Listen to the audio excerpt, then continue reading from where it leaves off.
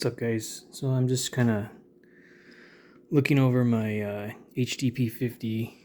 I have it torn up right here, and I don't really see anything in particular wrong with it. I'm pretty sure it's just the size of these 12.5 gram, 12.7 millimeter balls, because it is clearing. And maybe when the other shell is attached, maybe it's like really snug. But I do have my magnet catch in there, and you'll see it right now when I push this slowly.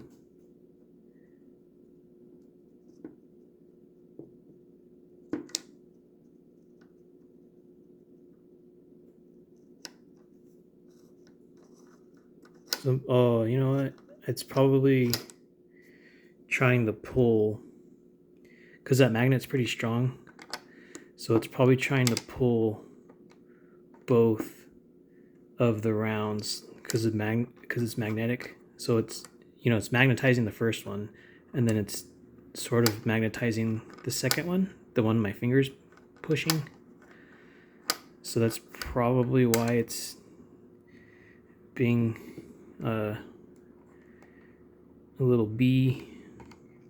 But like I have been told before that these rounds are so big that you could have issues jamming, or they're kind of too big for this barrel. This is my PEX pipe detent. Hopefully I don't pop all the springs off, but I'll show you the magnet catch. I could show you when I reassemble it, but let me just try to one-hand this without screwing everything up. So there's my magnet. It's just kind of hot glued onto the other side of the shell. I'll do it when I reassemble, but I'll probably pause the video and screw everything back in. And what I typically use to take this apart, I own some like normal, like old, not old, but just like watches. Like I like analog watches, so I have a watch kit so I can replace batteries and stuff like that. And in that kit, it came with a punch and a little hammer, and that's how I pulled the pins out. And I got this from Walmart. It's just some like kind of mini size screwdriver set, and I can use this for a lot of stuff. Mainly, the main thing I wanted it was for these markers, but I have a Nintendo Switch, and they use these weird triangle shaped screws for that game console, for some of the controllers and stuff. So I use this for multiple different things.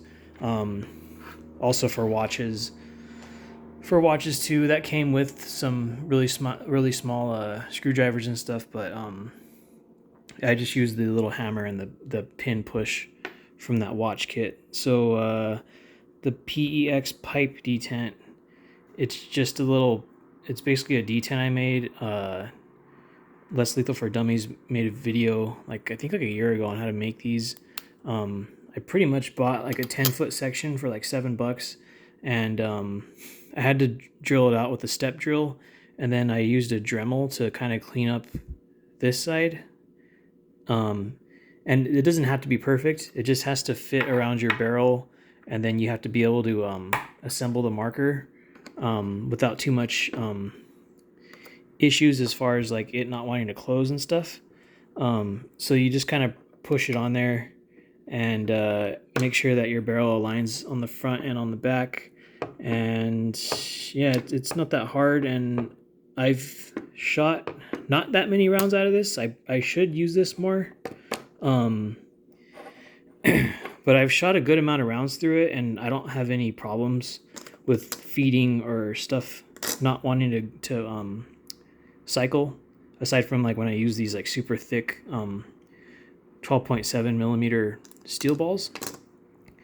So I'm gonna probably take this off, put grease and stuff, and then I'll reassemble it and show you guys the magnet catch on the back.